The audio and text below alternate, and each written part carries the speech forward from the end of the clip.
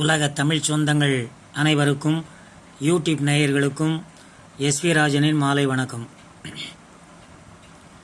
இதற்கு முந்தைய பதிவில் தண்ணீரை பற்றி சில விஷயங்கள் சொல்லியிருந்தேன். இந்த பதிவிலும் தண்ணீரை பற்றி சில விஷயங்கள் சொல்ல இருக்கிறேன். அதற்கு காரணம் என்ன என்று நீங்கள் நினைத்தால், பிரபஞ்ச சக்திகளில் மிகவும் முக்கியமானது தண்ணீர். பிரபஞ்சம் என்பது நிலம், நீர், நெருப்பு, காற்று, ஆகாயம். இந்த 5 பஞ்சபூதங்களிலும் மிகப்பெரிய பூதம் எது என்று நாம் பார்க்கும் பொழுது தண்ணீர் தான் மிகப்பெரிய பூதமாக இருக்கிறது. காரணம், நீரின்றி அமையாத உலகு என்று சொல்வார்கள். அதைப்போல் விஞ்ஞான ரீதியாகவும் இந்த பூமி 3 பக்கம் கடலால் சூழப்பட்டு ஒரு பக்கம் மட்டுமே நிலம் உள்ளது. அந்த ஒரு பக்கம் இருக்கக்கூடிய நிலத்தில்தான் இந்த உலகம், இத்தனை நாடுகள், இத்தனை கோடி மனிதர்கள் நாம் வாழ்ந்து கொண்டிருக்கிறோம். ஆகவே தண்ணீரை மிக கவனமாக நாம் கையாள வேண்டும். அது நமக்கு நிறைய அற்புதமான விஷயங்கள் செய்யும். ஆகவே மீண்டும் இந்த ஒரு பதிவில் தண்ணீரை பற்றி சொல்கிறேன்.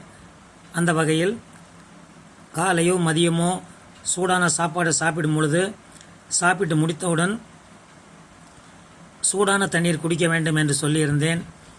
அந்த சூடான தண்ணீரிலும் வெறும் சூடான தண்ணீர் இல்லாமல் ஒரு துண்டு சுக்கை நன்கு தோல் சீவி விட்டு லேசாக தட்டி அந்த தண்ணீரில் போட்டு நன்கு கொதிக்க வைத்து வடிகட்டி மிதமான சூட்டில் சாப்பாடு சாப்பிட்ட பின் குடித்து வரும் பொழுது நமக்கு ஏற்படக்கூடிய வாயு பிரச்சனை இருக்கவே இருக்காது.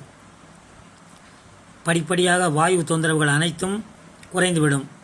காரணம், சுக்குக்கு மிஞ்சிய மருந்து இல்லை, சுப்பிரமணியருக்கு மிஞ்சிய கடவுள் இல்லை என்பது சித்த மருத்துவத்தின் பழமொழி.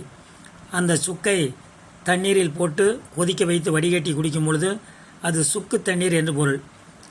எங்கள் ஊர் பக்கம், திருநெல்வேலி பக்கம் சுக்கு வெந்நீர் என்று அதை சொல்வார்கள்.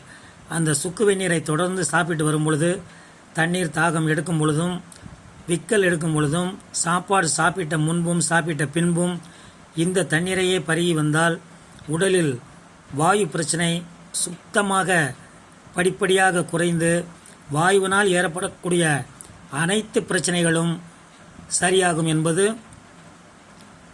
என்னுடைய 25-30 வருட அனுபவத்தில் நான் இதை சொல்கிறேன்.